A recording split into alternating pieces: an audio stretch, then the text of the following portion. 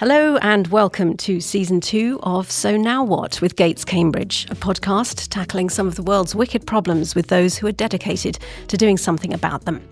I'm Catherine Galloway and my guests, as always, are Gates Cambridge scholars working to make an impact in the lives of others, even when that change may take longer than one lifetime to achieve.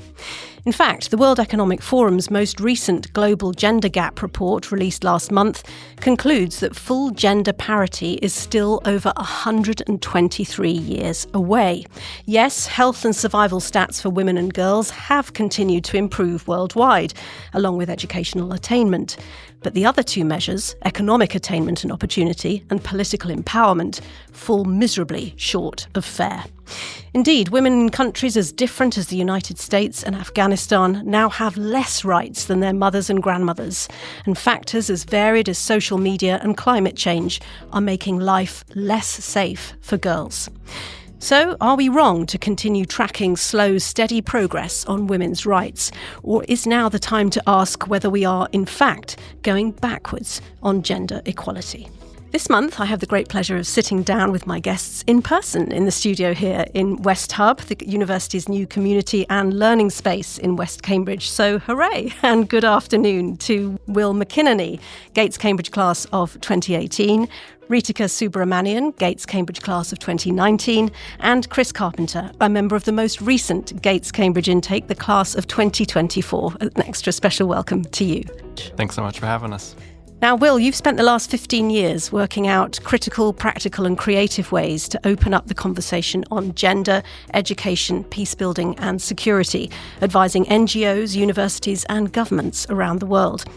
In particular, you're driven by the challenge of engaging men and boys differently to prevent gender violence happening in the first place, a focus that not only informed your PhD in education here, but also your ongoing work as a senior research fellow at the Men's Story Project, the community dialogue organisation that promotes healthier masculinities, one live, open-hearted tale at a time. But you're also aware of the stories that haven't been heard yet, and are part of the team at Cambridge driving the hugely ambitious Mappa Mundi project, an interactive digital atlas capturing women's voices, experiences and expertise. Starting with the current pilot phase in the UK and Afghanistan, this resource will eventually expand to offer a complete view of the globe from a female perspective. Ritika, last month you were named as one of 6 new generation thinkers by the BBC and the Arts and Humanities Research Council, which means you'll be a researcher in residence at BBC Radio 4, whilst also continuing your own podcast series Climate Brides, which spotlights the extreme vulnerability of women and girls across South Asia. Like Will, you're open to telling these stories not just in academic papers and policy briefings, but also through mainstream journalism, grassroots resources, and in your case through your multilingual comic book, Raindrop in the Drought 2, which is stocked in schools and community spaces to be read by the very girls most at risk of early or forced marriage.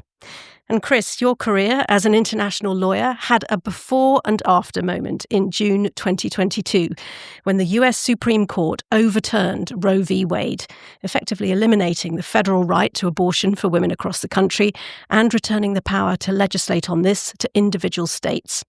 With reproductive freedom under threat, you realised that all sorts of data, from period tracking apps to location pinpointing on a mobile phone, could be a frontline issue for women that no one was talking about or regulating enough. So you headed here to the Department of International Relations and Politics for a PhD on digital surveillance and data protection in femtech, and you're now nearing the end of your first year. Congratulations. So, gender equality cuts across and cuts through so many of the other wicked problems that we've discussed in this series so far. And as such, it's actually pretty daunting. So, what have you all brought to the table today that will help us get started? Chris, why don't you go first? Sure. So like you just highlighted, my research focuses, and it's actually broadened a bit, really look at reproductive surveillance in a number of different facets and how women live their day-to-day lives and how they interact with, whether it's the people that they share their home with, their communities, certainly their phones and their digital presences online, as well as larger institutions, corporations, et cetera, and looking at who might be interested in monitoring them, how, to what extent, and what protections do or don't exist to limit the dangers that might be exposing themselves to just in conducting those day-to-day experiences. So I'm very excited to bring that to the table. My goodness, that is huge and also terrifying. Thank you for bringing it, though. Sorry. We'll dig into it right now. Rishika, what have you brought to the table? I think what I'm bringing to the table today is perhaps a sense of complexity and contradiction. I've worked as a journalist and now I'm working as a gender and climate change researcher in South Asia. And I've seen how women's equality, over the years is both advancing, but at the same time is fiercely contested, whether it is bedrooms, boardrooms, kitchens, protest marches and parliaments. There is this sense of, I think there are more questions that I'm bringing to the table, no certainties, but also with a strong belief that the progress we're making is real, but also incredibly fragile. Gosh, that's very timely to say that. Yeah, that sense of we are moving, but we haven't yet won anything. Nothing is yet a given. Thank you so much. And Will, what have you brought to us? Well, I must say, my pockets are full, lots to bring to the table. But I'll start with an observation. I was walking around London yesterday, and I was reminded of a fact that I learned from Sandy Tuxvig, who I work with on the Mapamundi project. Sandy's an author, a presenter, a champion of gender equality in this country, the UK, and around the world. And Sandy told me that there are more statues memorializing and honoring pineapples in London than there are of women. And walking around London the other day, I saw a lot of statues of men. I saw a few statues of pineapples, and I saw none of women. And I bring that observation and that fact because I think statues are a form of storytelling. They're a concrete form of storytelling, and they share what we value in a given society at a given time. And I think humans are fundamentally storied creatures. And so I'm reminded of the importance of the stories that we tell and the stories that we don't tell. And so to this conversation, I bring the emphasis on the power of storytelling, those that are forgotten, those that are intentionally erased, and the new stories that we can tell, whether that's reimagining masculinities, whether that is honoring the many women and gender diverse folks who have been written out of the history pages, that we bring those stories forward with us. Goodness me. Well, I mean, so that's 3 out of 4 of us who are in fact less important currently than a pineapple. Thank you, Will. That's deeply depressing to start there. And yet so striking. You're right to talk about storytelling, and we're definitely going to get into that as a method and as a vehicle for affecting any kind of change in this area later in the podcast. Chris, can we start with the story of you? I always like to pin a particular moment in time to get us started. And for you, that was the 24th of June, 2022. Roe v. Wade was overturned by the Supreme Court. What were you doing that day? And what happened in your head and your heart when you heard that news? Sure. Funnily enough, I was actually in London on that day. It was one of my first vacations that I took as a corporate lawyer. And on that actual day, of course, the opinion had been leaked months prior, so you knew it was going to be bad. And the accessibility of reproductive rights for women in America has long been a very inequitably available resource and a very inconsistently available right for women, depending on their background. So to say that reproductive rights were available for women up until June 24th, 2022, and then had this sort of binary off-switch event. I just want to be really clear when I'm speaking that that's not in any way what I'm trying to portray, and that for me as a white woman, frankly, that day would have felt very differently and would have felt much more stark than it would have for many, many millions of women living in America. But my partner and I had just gotten back to our hotel from lunch, and I sat on the bed and I read it on my phone because my computer was dead.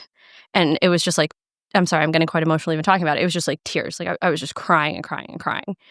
And I think you do have this moment of like, so what am I supposed to do with this? Like, what do I go back to work?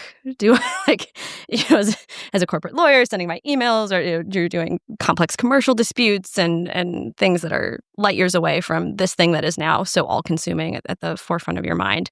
And I think for me in that moment, it was very evident that that wasn't going to be me at my most effective. So I needed to start thinking really seriously about how to shift gears.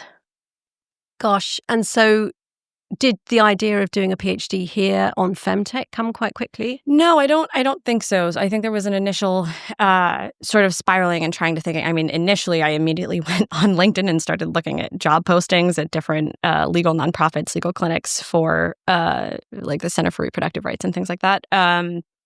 But also, I think knowing myself, I don't know that that's where my skills or my temperament would be best suited.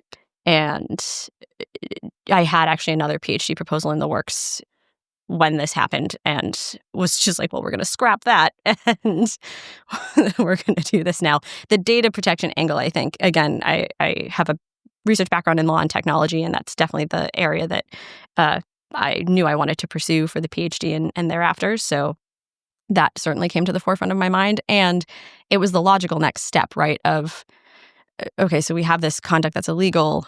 How are we going to realistically prosecute women for this? Where is that information going to come from? And then, you're sitting with your iPhone that has Clue or whatever the period tracking app is on it. And it's like, well, obviously that's going to become a treasure trove of digital evidence and information that's going to be of a lot of value to the states that are banning abortions. So it certainly isn't just me. I think a lot of people in that space started publishing pretty quickly around those concerns. And that's where we went from there.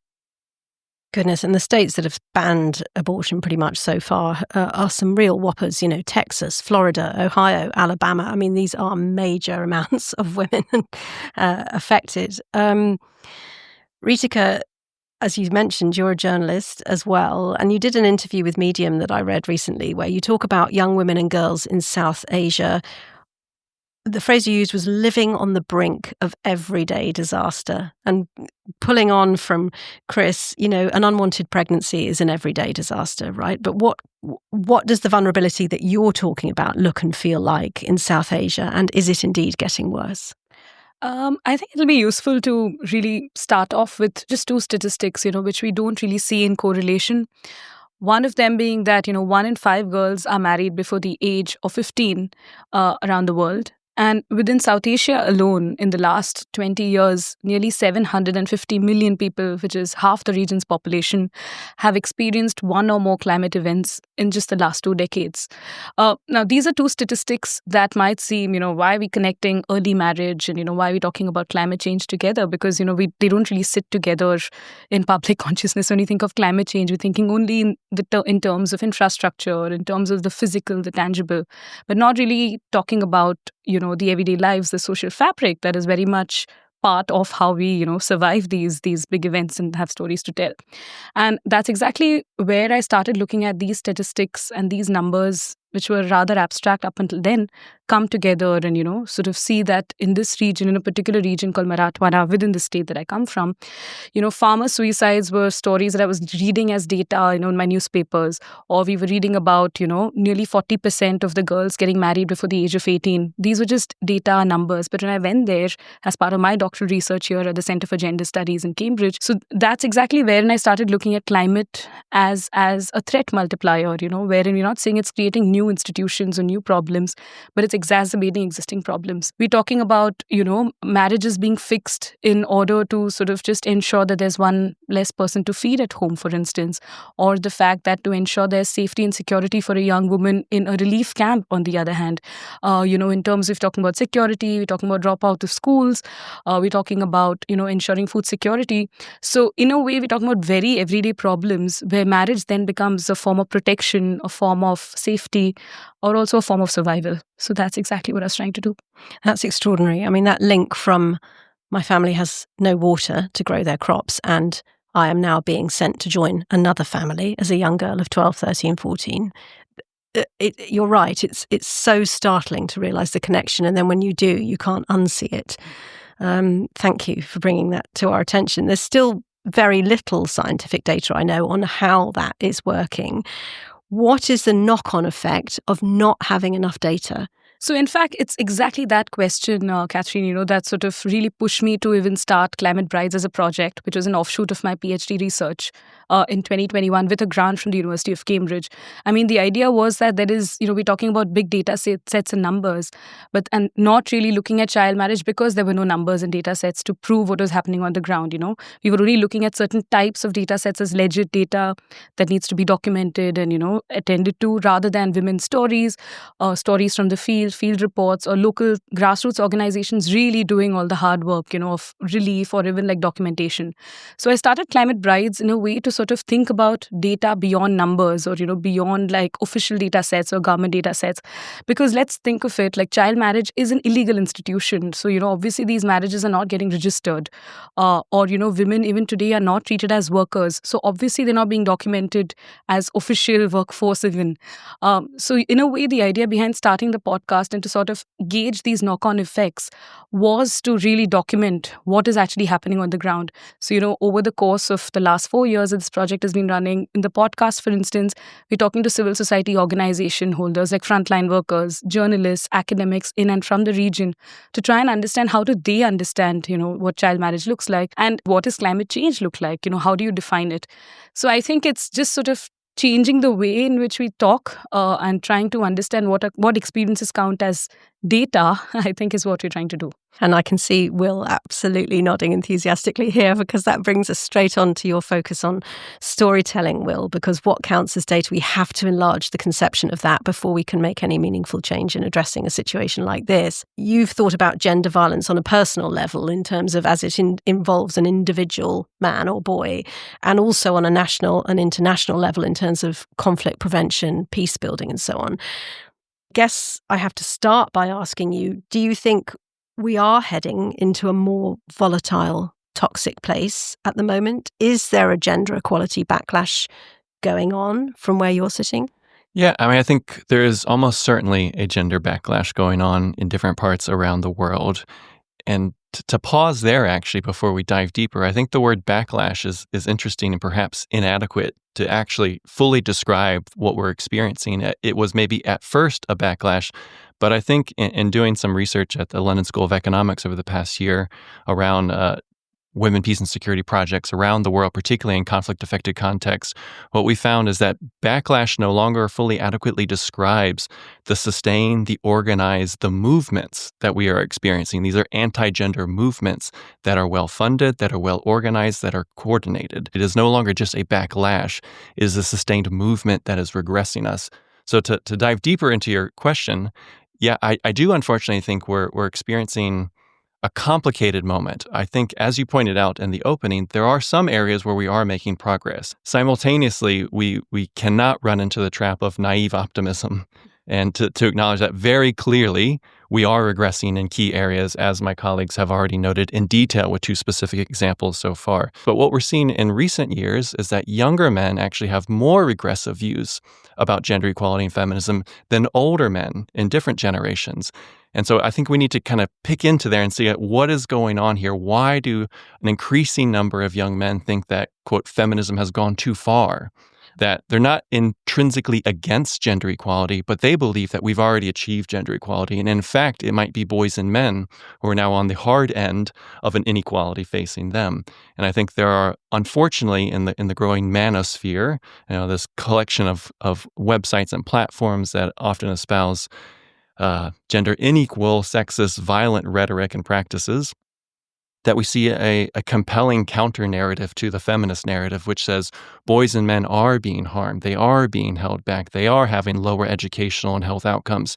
And the answer to that problem is that feminism has taken us too far. The answer to that problem is that women are now in control and power, which, in case you can't understand from this point in the conversation, I fundamentally disagree with this analysis, but I think it's important to acknowledge that that is the story that a lot of young boys and men are hearing. But also increasingly, and this is where a lot of my work comes in, is you have a lot of apathetic men and boys. You have a lot of men and boys who think, okay, sure, equality, that sounds good enough. And gender equality, that means women's equality, and that has nothing to do with me. And so as long as I don't commit direct acts of violence, as long as I don't literally espouse sexist rhetoric in my day-to-day life, then I have nothing to do. But simultaneously, in a direct consequence of the successes of the feminist movement, of women's leadership, well, there's an increased recognition from men and boys that actually not doing anything is not enough and is actually part of the problem. And so that's where I think the growing field of primary prevention work around engaging boys and men is gaining speed. So I think the answer, are we going backwards? Yes. But are we also going forward? Also, yes. Goodness, Will, I'm right there with you. My sons are 13 and 11. I am so conscious of what they're exposed to and what their friends think and what they're doing. I'm so conscious of my role as a mother of raising a different kind of boy. But it's so hard. You use the phrase manosphere. And to that, I would add, Chris, the idea of tech bros. Both of you are working in very, very powerful and pervasive spaces where the narrative is very much either feminism's like just a distraction, doesn't need to be talked about, gets in the way of progress, a battle that's been won, nothing to do with us. How do you go about working in those spaces when really the entire cultural narrative of those spaces is working against what you believe? Yeah, that's a tough one. I do think it feels like, especially if you read the headlines, that the overwhelming majority of the internet is a dark, terrible place full of Andrew Tate and his followers, who is just one example of many. And so I think it's important to call out the game that's being played, which is that they're telling a very persuasive narrative, that young boys and men of all ages are drifting towards these narratives for reasons. It's because they're telling a compelling story and that they're tapping into some real harms and limitations that boys and men are experiencing. There is good data that shows that men's health outcomes are getting lower. There is good data that shows us that men's educational outcomes in different parts around the world are getting lower. The problem is their analysis of the problem. Again, and I would argue it is not feminism or gender equality that is contributing. That's the exact opposite. It is patriarchal masculinity. Yeah. It is these norms around what it means to be a man that are actually limiting boys and men. And that's where I think it's in the digital space, it's about identifying these narratives, and it's about producing the opposite, which is welcoming men and boys into the conversation in a way that shows that being a part of a gender equality movement, that calling yourself a feminist or being a part of a feminist movement is not just an act of charity to others. That is an act of solidarity, because your well-being, your prosperity is also bound in our collective well-being. Gender equal societies are more peaceful and more prosperous and happier places, and that's for people of all genders. And so I think we need to tell that story. We need to deny the manosphere the only story in town, and we need to tell a compelling counter story as well. Ritika, yes, you wanted to say something. I think context also plays such a key role. Right now, I work at the University of East Anglia in the School of Global Development, and we're working on this really wide project around climate migration and adaptation in South Asia. One of the things that we are trying to do right now is really engage men in the conversation itself, not just as stakeholders, but also to sort of see what crisis does in terms of their roles as providers, in terms of their roles as breadwinners, protectors. I mean, this is how society has been designed as well. And, what really happens when there's a crisis, wherein you're losing your job, you don't have your livelihood in a climate vulnerable pocket, for instance. There is a lot of gender-based violence, but again, switching the gaze and sort of seeing where this action is coming from. There's increased alcoholism, for instance. So in a way, really looking at gender roles and gender relationality, I think is a very productive way. And I do believe that's where gender studies should also now really be focusing on, because young feminists are talking about AI, young feminists are talking about digital feminisms, are talking about conflict and war, Gaza, we're talking about, climate change. So in a way also, expanding that scope from an identity-based to bringing that complexity, I think is a really helpful intervention.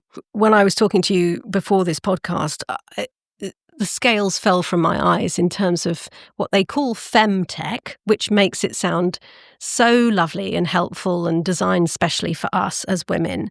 But then you're like, well, think about what a doorbell camera could do. Think about what a period tracking app could do. Think about what geolocation can do. Is there any motivation for tech bros to get a little bit better about how femtech is used? Yeah, I think motivation actually is a really crucial word here because I really can't stress enough. There is so much money to be made by so many people in the exacerbation of the oppression of women, especially on the tech side of this. What we're seeing spiraling out of control is that you already had an industry that for decades had benefited from blatant lack of regulation, especially in the United States, and had cultivated themselves this very compelling narrative of like, oh, what are we going to do with your data? We're about convenience. We're going to make your life easier. So don't worry. Don't think about this information that you're giving us. What are we going to do with it? You're fine. And you have this also dovetailing too with the sort of post Snowden scandal Patriot Act narrative of like, oh, are you a terrorist? No, then don't worry about it. Why do you care if we tap your phones? Like there was this huge sacrificing of any interest in data security and data protection on this altar of convenience. I'm American and most of my research is on the US, so I can only speak to the American experience here really, but that was the narrative that was sold, and I think sold very effectively and convincingly, that allowed these companies up to this point to skirt any meaningful regulation. And I like truly experts call it a regulatory dead zone. So there is no stopgap here for the information that can be collected and what can be done with it. And then you layer on top of that the fact that in the last, again, to Will's point, been occurring gradually, but I think you can pin down a shift in the last, call it 4 to 5 years. This incredible revelation as to just how profitable it is to feed these narratives around what is feminism doing to men and this masculinity crisis, the loneliness epidemic, that's now everywhere in social media, and this idea that like, well, women have all these rights now and it's hurting men. So you have this overarching framing, and then you have this industry that has a completely uninhibited opportunity to make money off of that. If you look at platforms like TikTok, and if you look at Instagram, YouTube, the platforms where these manosphere podcasters and influencers thrive, they get paid for views, for listens, right? So they have a huge incentive to churn out this content and to make it as radicalized as possible, because that's what's going to get listeners, and that's what's going to build their audience, and that's what's going to get shares, and that's what's going to get likes and interaction and da-da-da-da. So you have a huge incentive on their part to create this lore to sort of like pull specifically young men in, because also, again, that's where the engagement is. Those are the people who can spend this sort of unrestricted amount of time on their phones all day long, creating views, creating interaction. And then on the flip side to that, you have women's data and women's online presence, where there's also a huge amount of money to be made in the monitoring, packaging, and reselling of information about what they're doing. Whether there's data brokerage firms that have been buying up women's geolocation data in terms of monitoring trips to Planned Parenthood. You have femtech data, which, as far as we know, available to the highest bidder. There's no visibility on what's being done with that information, with who's making money off of it. And that's to say nothing about the fact that on top of all of this, you have states, and I'm thinking of Texas here specifically, that are actively sort of in the business of creating personal, individual financial incentives by having a private cause of action under their abortion ban that allows a private citizen in Texas to sue someone that they suspect of having an abortion. And if that person is found liable, then the private citizen bringing the lawsuit is entitled to damages starting at around the sum of $10,000. So it's just, sorry, I get a bit bewildered when I talk about it, because, yeah, there's so much money to be made in this space for so many people.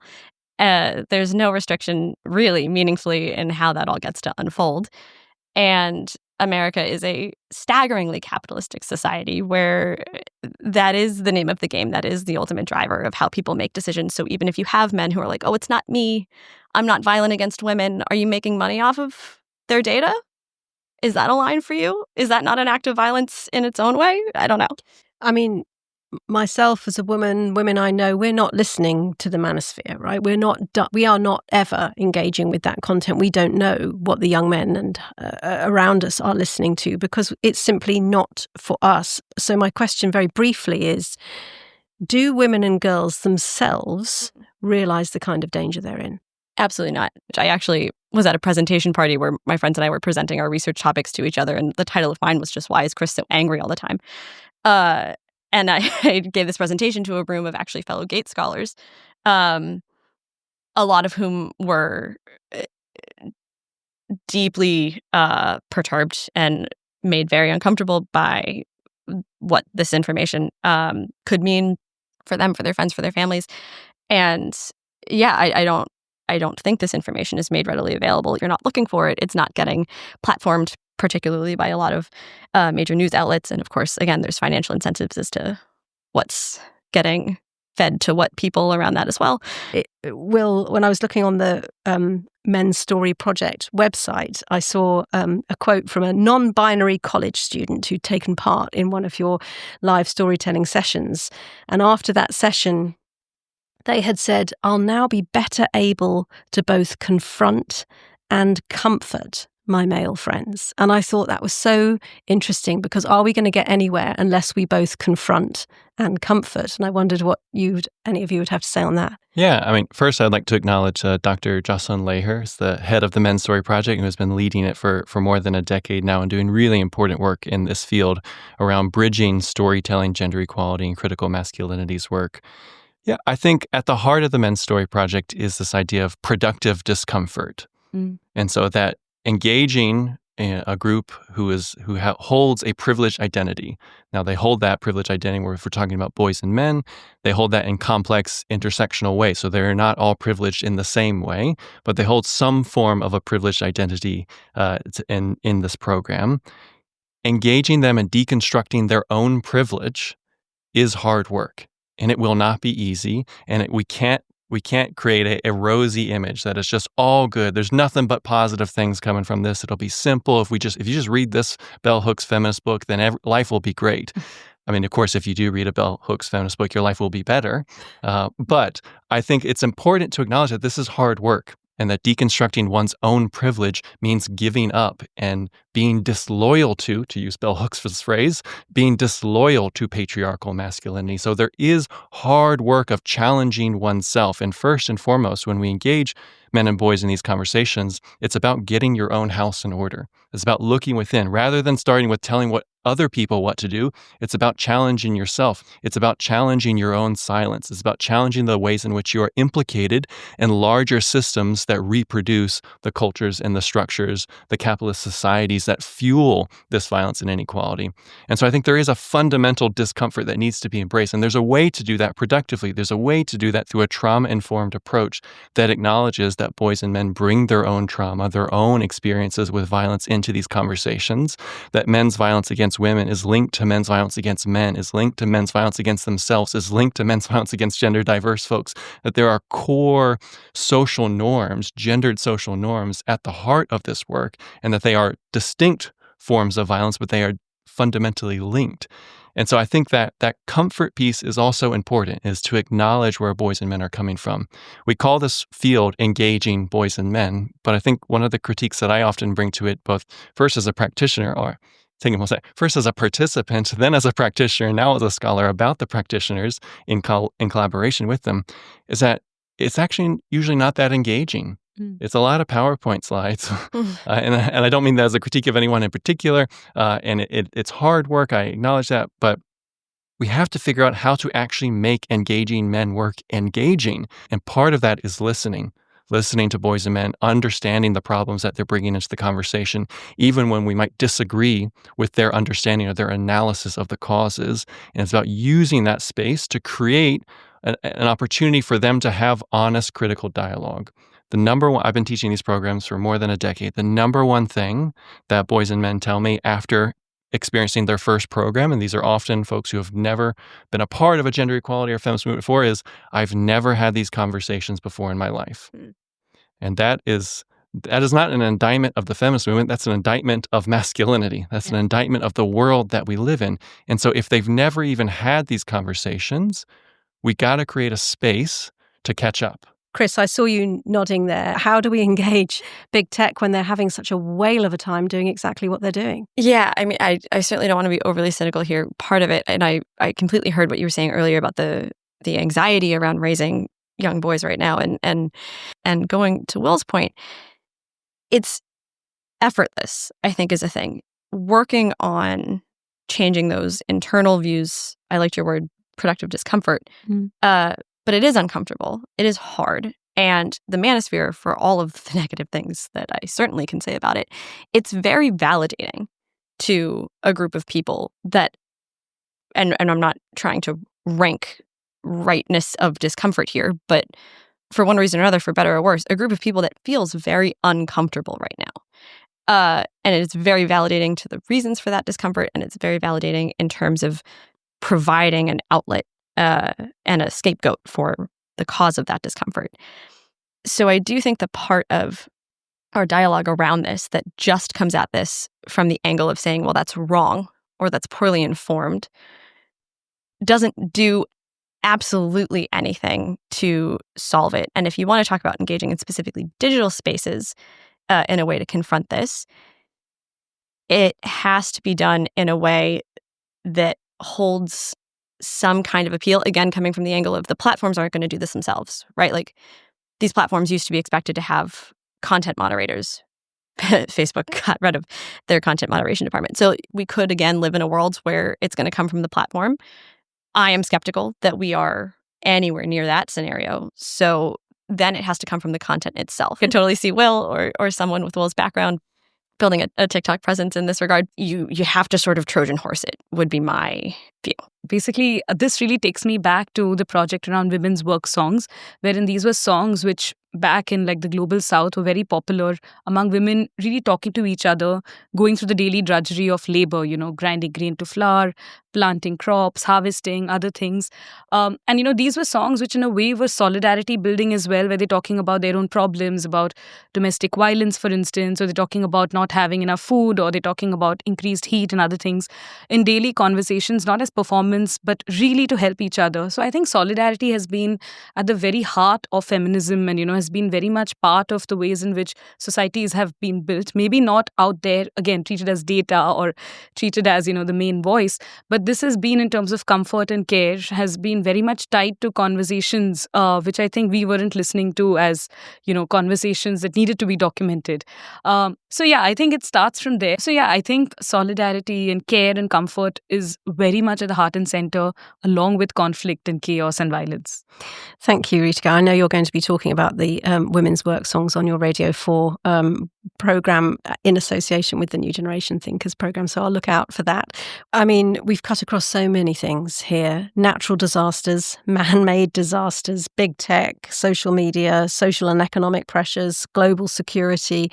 It's huge. We put it all on the table, but I have to finish by asking you, so now what? Give us something to take away and to help you in this work to make sure that gender equality does not go backwards any further than it already is. Okay, so I have two asks, actually. First, I think, much like what we've been discussing so far, I think we need to expand our understanding of what counts as knowledge, and who gets to shape it. In my own work, whether it is through Climate Brides or the work songs or field research with different migrant communities, for instance, I've seen how local lived insights are too often sidelined in academic and policy conversations. So if you're a researcher, a funder, a policymaker, or even an editor, I think we need to make space for these voices. We need to fund feminist, community-led, multilingual storytelling, not just as a communication tool, but also as a way of producing knowledge, in its own right. And my second ask, I think, is we really, really need to protect spaces for dialogue and dissent. Around the world, we are seeing a steady clampdown on speech, organizing, and gender rights. We're also right in the middle of a full-blown war as we speak. And to build truly inclusive futures, I think we need more room for disagreement. We need more room for difference and difficult conversations. But most importantly, as I was saying earlier, the resources to sustain them. Because gender equality, like we were saying, doesn't move in a linear manner. It doesn't move forward. It doesn't move backward. It really moves in the direction of the stories we choose to tell and the ones we choose to support. Thank you, Ritika. I mean, when I was looking at your Mappa Mundi project, Will, I read absolutely astonishing thing. Women make up 0.5% of recorded history, 0.5% for a global population of 51%. I mean, do me a favor. Anyway, tell me your So Now What, Will. Yeah, I guess my so now what, building upon that, is let's tell different stories. And the fundamental importance of storytelling, it is, I would argue, and I come from a storytelling and a poetry background, so perhaps I'm biased, but that we are, again, fundamentally story creatures. And Dr. Sarah Cobb at George Mason University says that storytelling is the architecture of our consciousness. It shapes the things that we think, the things that we say, and the things that we do in our world. And at Mappa Mundi, what we're focusing on is not just the stories that are being told, but the stories that are not being told. And I think that connects well to the work that I do with boys and men, which is it's not just the things that you're not doing. It's not just things that you do. It's also the things that you're not doing. And not committing direct acts of violence and not saying sexist jokes is not good enough. That what we need are proactive boys and men, that we need boys and men who are in solidarity with women and gender diverse folks around the world. And so first and foremost, look within. Get your own house in order. And second, be proactive. Step up. Reach out to the feminist communities in your world. Vote for feminist politicians. Get engaged in the movement. That inaction is inadequate in the face of not just backlash, but anti-feminist movements that we face. Thank you, Will. That's very inspiring. Thank you. And Chris, what about you? Sure. I think I likewise have two asks. The first is maybe more targeted at specifically women or non-binary people living in the United States who might use different resources online to assist in how their reproductive health is managed. Be really mindful about what information you're providing to these resources, whether it's a period tracking app, whether it's Google Maps, whether it's different, like whether you're online shopping. Be really mindful about how you interact with these resources, because every single thing about your digital presence is recorded and in one way, shape, or form monetized. So I'm not going to tell you what risks to take. I know where my personal comforts lie. And I would maybe even calibrate those risks based on the state that you're living in, and make sure that you're aware of what the landscape that you're living in actually is. Like, I know it's boring. Read the laws. Or at this point, you could probably ask AI to summarize them for you. But make sure you know, because you ultimately are the one that has the most potential to control what those risk outcomes are. And to women living in other environments, and I'm thinking here specifically in the UK based on what this audience is, to the degree that there are these very hard-won victories in gender equality, don't take them for granted. Don't think that just because they exist in one way, shape, or form today means that they are static or that they are now eternal. They are not at all. Actively, at this moment, there's a lot of money being pumped into British politics to heighten anti-abortion sentiment. That is happening in real time. So none of this is permanent. None of this is a guarantee. And I would just really emphasize the need to appreciate that and treat it that way and not take it for granted, because it is so, so important. But it's also only as safe as we are willing to fight to continue making it. Thank you very much indeed, all of you. It's about, yes, telling different stories, but also being so, so aware of the stories that we have and that were being given to us. That's it for this episode of So Now What. So huge thanks to my guests today: peace-building consultant, global gender justice expert, spoken word poet, and senior research fellow at the Men's Story Project, Will McInerney; Ritika Subramanian, senior research associate at the School of Global Development, University of East Anglia, founder and host of the Climate Brides podcast, and newly minted BBC New Generation Thinker 2025. We're very much looking forward to hearing the results of your work on Radio 4 later this year, Ritika, so good luck to you. And international lawyer Chris Carpenter, currently undertaking her PhD on digital surveillance and data protection in the fem-tech industry as a Gates Cambridge Scholar in the Department of Politics and International Studies here at Cambridge. Having listened to all three of you today, I'm even more appreciative of the work that you're doing to make our world fairer, happier and safer for women and girls everywhere, and therefore also for boys and men too, at such a volatile moment in our shared history. Additional thanks to producers Mandy Garner from Gates Cambridge and Nick Saffel from the Central Communications Office at the University of Cambridge, and to the lovely team at West Hub for hosting us all in their gorgeous studio space today. And of course, thanks to all of you for listening, liking, following and promoting these episodes. We simply couldn't and wouldn't do it without you. I'm Catherine Galloway, and this was So Now What with Gates Cambridge. Join us again next time for another wicked problem dissected by those determined to do something about it.